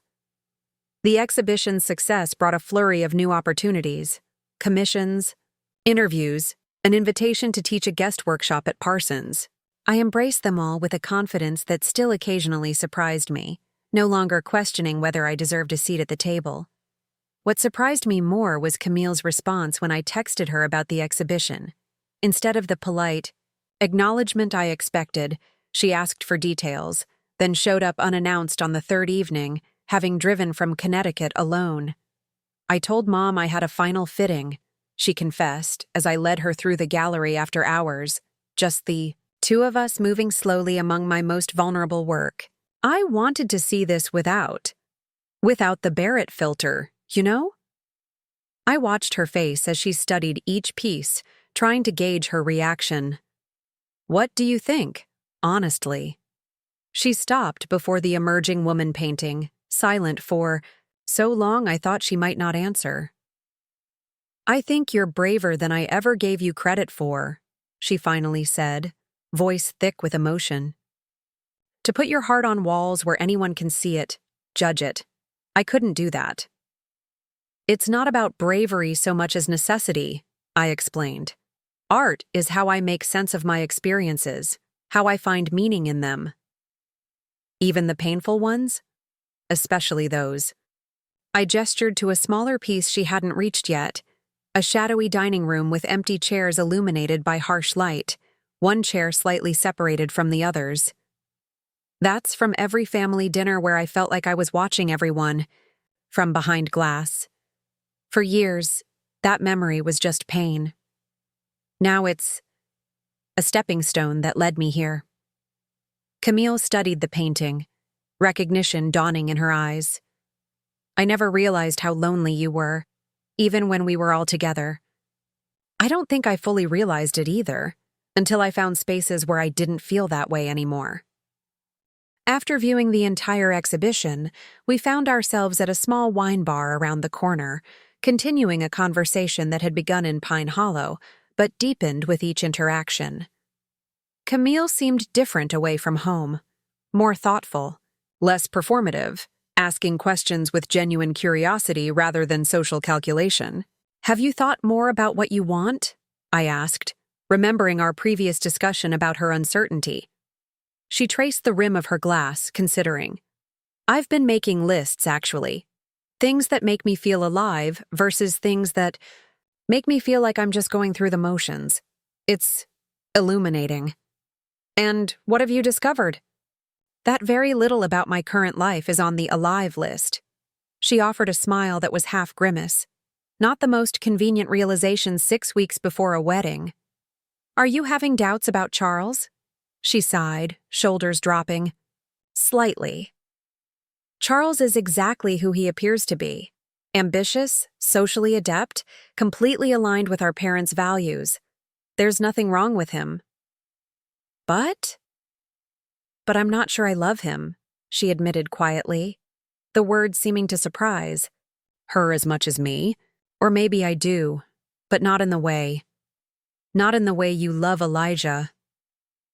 The comparison caught me off guard. What do you mean?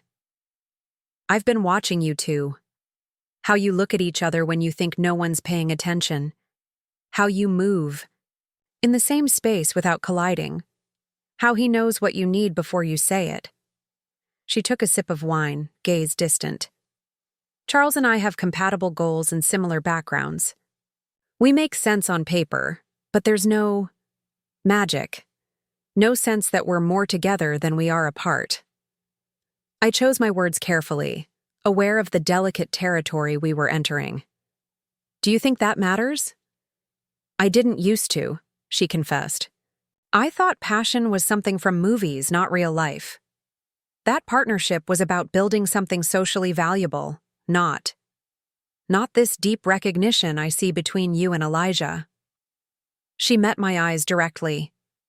I used to mock your choices because they threatened everything I believed about how life should work. But what if you were right all along? The vulnerability in her question disarmed me completely. For so long, I had imagined this moment.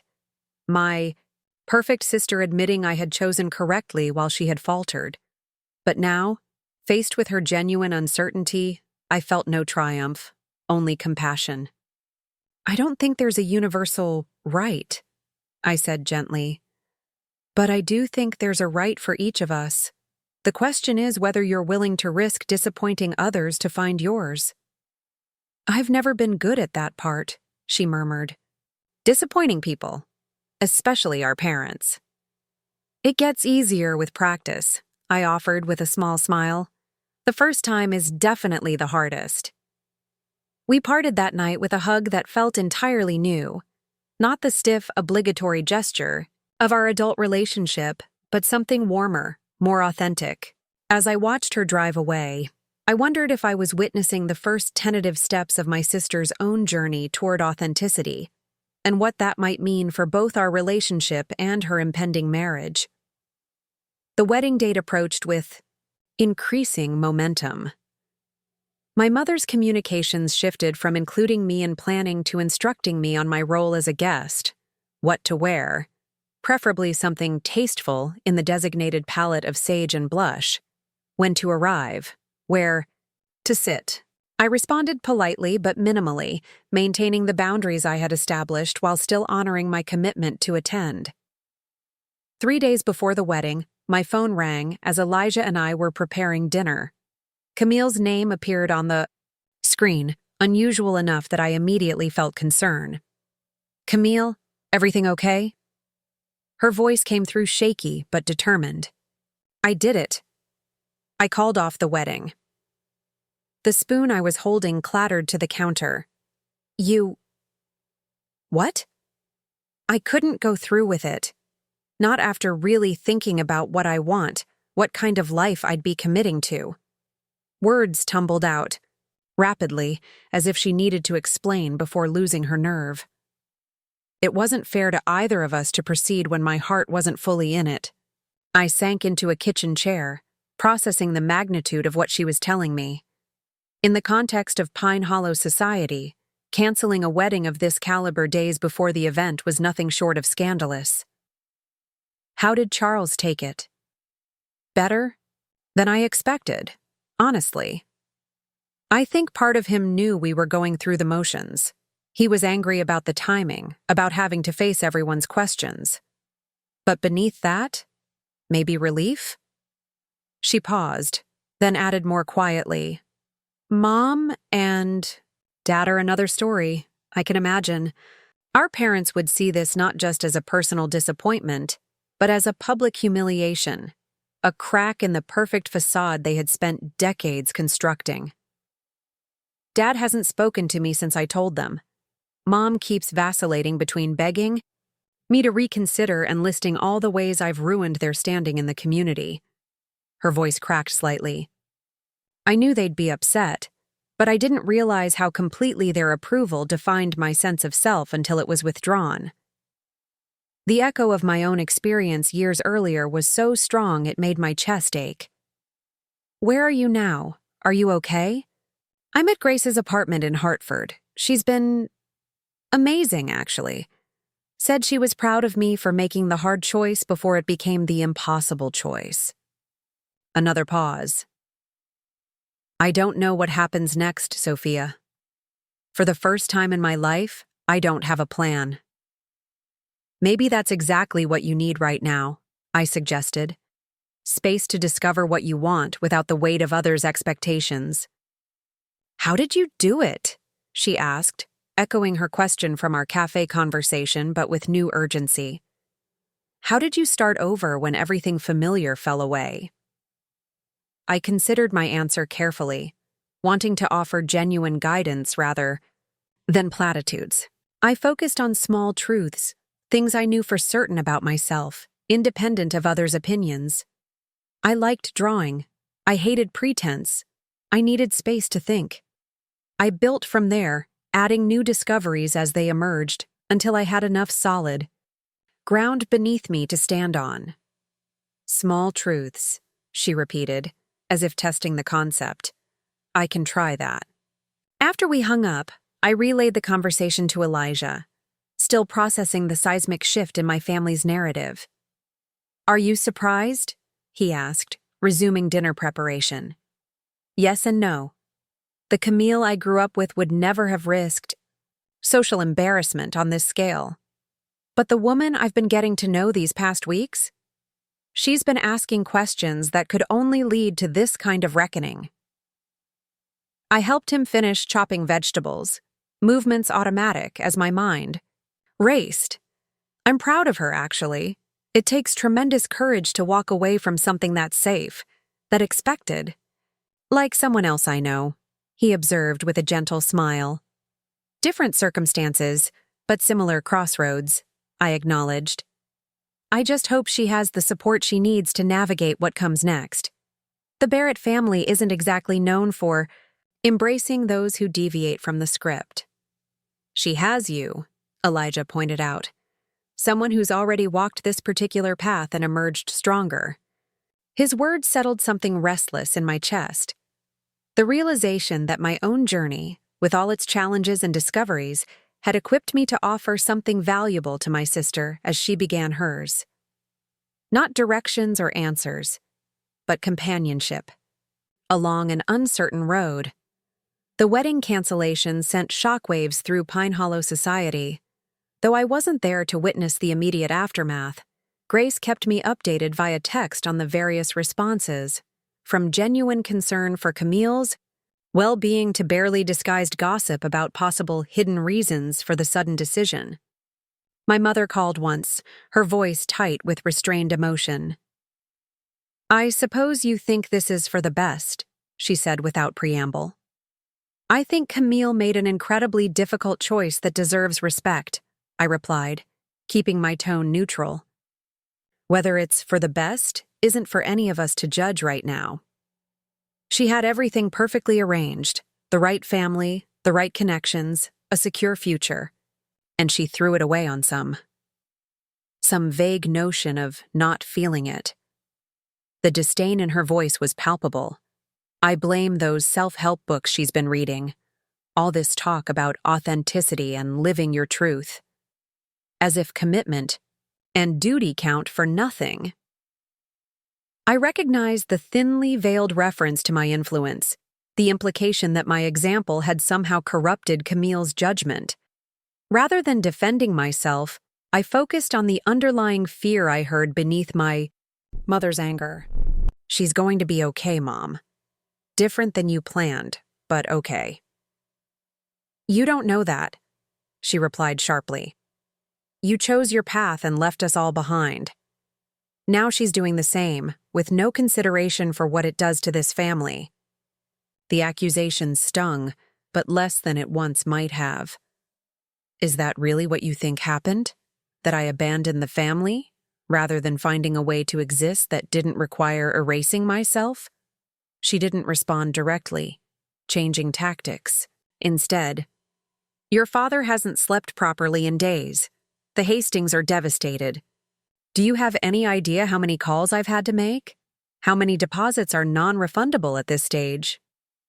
I understand this is difficult, I said, maintaining calm despite the familiar pull toward guilt and defensiveness.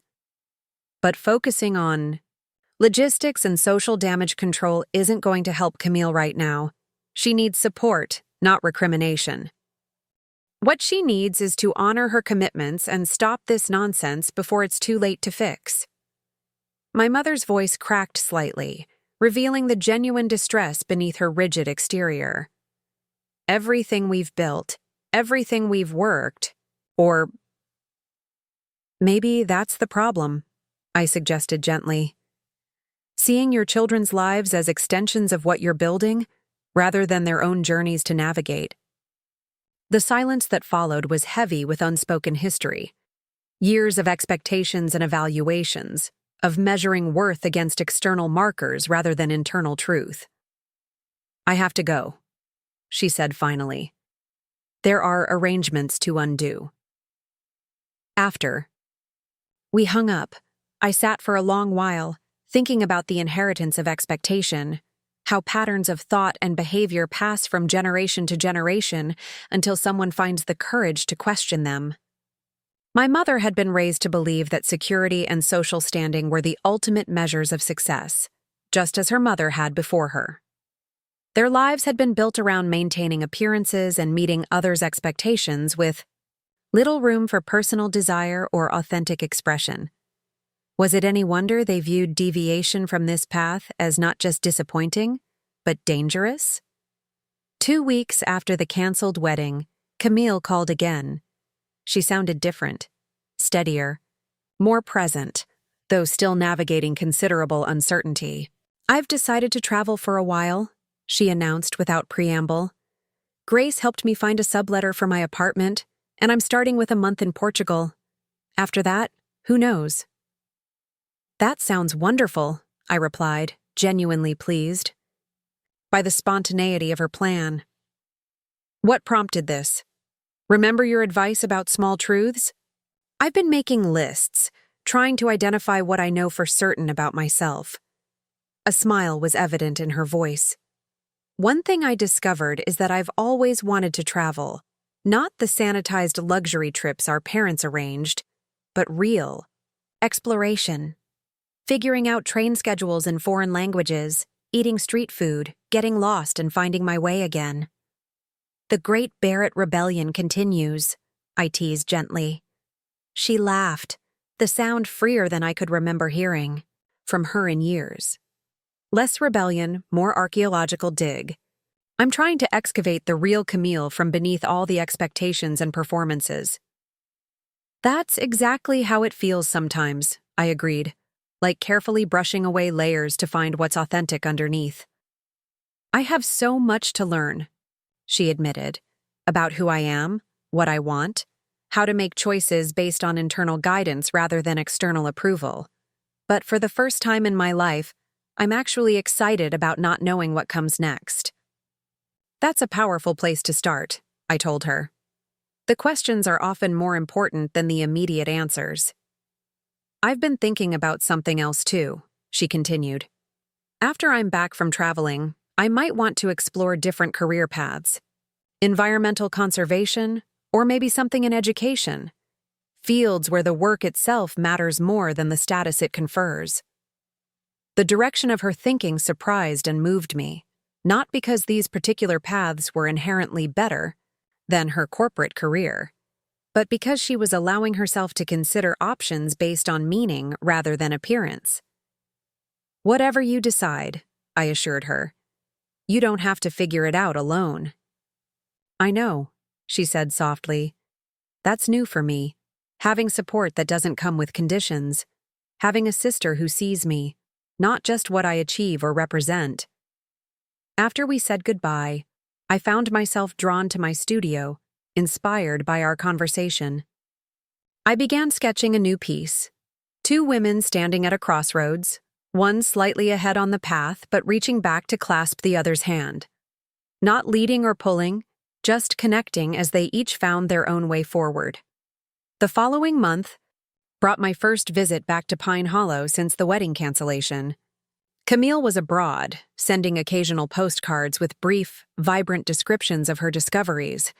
Portuguese custard tarts that taste like sunshine, a small fishing village where she'd spent 3 days learning to mend nets, a midnight conversation with travelers from 4 different countries about the meaning of home. I had promised Grace I would attend her farewell dinner before her move to Chicago, and despite some trepidation about facing the town's scrutiny after the wedding drama, I was determined to honor that commitment. Elijah accompanied me this time, both of us staying at the Lakeside Inn rather than with my parents, creating space for engagement on our terms. The dinner was held at a new restaurant on the outskirts of town, far enough from Pine Hollow's center to feel like neutral territory. A small group gathered to celebrate Grace: aunts, uncles, cousins, and a few close friends. Notably absent my parents, who had cited a prior commitment when Grace extended the invitation. "They're still processing everything with Camille," Grace explained when I arrived. "Aunt Margaret is taking it all very personally, Like Camille's decision was a direct attack on her parenting rather than a brave choice to prevent future unhappiness. That sounds familiar, I said, remembering my own parents' response to my departure years earlier. It's easier to interpret children's choices as rejection than to question whether the path you've prescribed for them is actually right for who they are. The evening progressed pleasantly, conversation flowing more easily than I had anticipated. Several relatives who had barely acknowledged me at Camille's engagement party now approached with genuine interest in my work, having seen coverage of my gallery exhibition in regional arts publications. The shift wasn't universal. Some still maintained polite distance, clearly uncertain how to engage with the Barrett daughter who had strayed so far from expectation. But it represented movement in a family system that had seemed immovably rigid. Near the end of the evening, as dessert was being served, I excused myself briefly and stepped outside for air. The night was clear, stars visible above in a way they never were in New York, the spring air carrying the scent of blooming gardens and possibility. "Quite a difference from your last visit," a voice observed from nearby.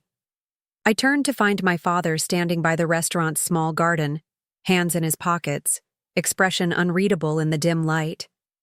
"Dad," I said, surprise evident in my voice. "I didn't know you were coming." "I wasn't planning to," he admitted. "Your mother still feels she needs more time. But I wanted to see you before you returned to the city." The admission, small but significant, created an opening I hadn't anticipated. "I'm glad you did." He moved closer, posture less rigid than usual, something in his demeanor suggesting a man trying to navigate unfamiliar terrain. "Your exhibition. I saw the write-up in the Boston Globe. They were quite complimentary." "Yes, it went well," I acknowledged, thrown by this unexpected acknowledgement of my professional success. "Several pieces sold, and I've received commissions for new work." He nodded, gaze directed toward the distant tree line rather than at me.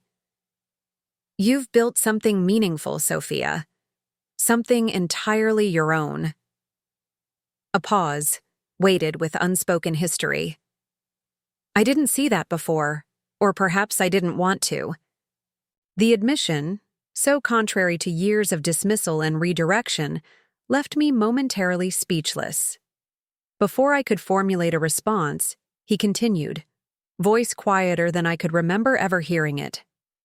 "When you left, I told myself you were being impulsive, rebellious, that you'd learn the hard way how the world really works." Another pause. "I never considered that you might be showing us something important about how it could work differently." "Dad," I began, uncertain where this conversation was heading but recognizing its significance. "Let me finish," he said, not unkindly. "I've had a lot of time to think these past weeks, watching everything unravel with Camille, questioning decisions I was so certain about." He finally turned to face me directly. "I may not fully understand the choices you've made, Sophia, but I can see that they were right for you, that you're flourishing in ways you never did here." The acknowledgement, so long sought but never expected, made my throat tighten with emotion. "Thank you for saying that. It means a lot." "I owe you an apology," he continued, the words clearly difficult for him.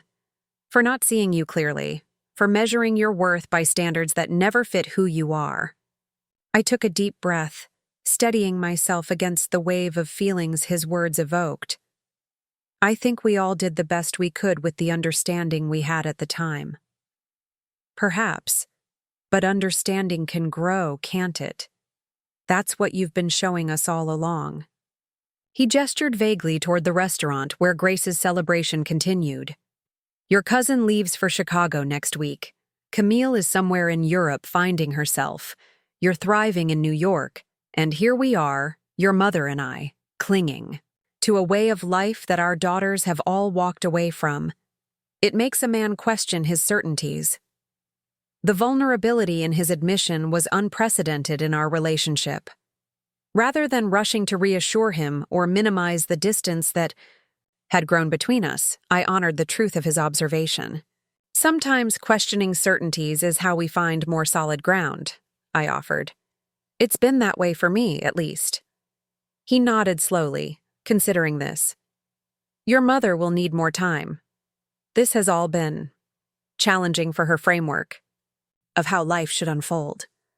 I understand, I said, and found that I genuinely did.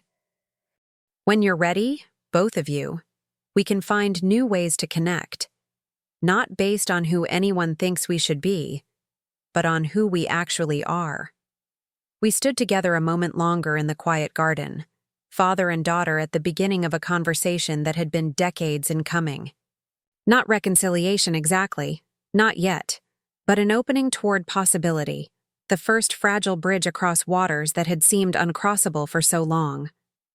As I rejoined the party inside, finding Elijah's steady presence among the gathering, I felt a profound sense of completion, not because everything was resolved or healed, but because I was finally standing fully in my truth without apology or defense. The journey from nobody important to the woman I had become hadn't been linear or easy, but each step, each challenge, each moment of courage had been necessary to reach this place of authentic strength. Later that night, back in our room at the inn, I curled against Elijah's warmth, sharing the unexpected conversation with my father. Do you think things will really change with your family? He asked, fingers tracing gentle patterns along my arm. I don't know, I answered honestly. Change that deep doesn't happen quickly or in straight lines, but something has shifted. In them, in me, in what seems possible between us.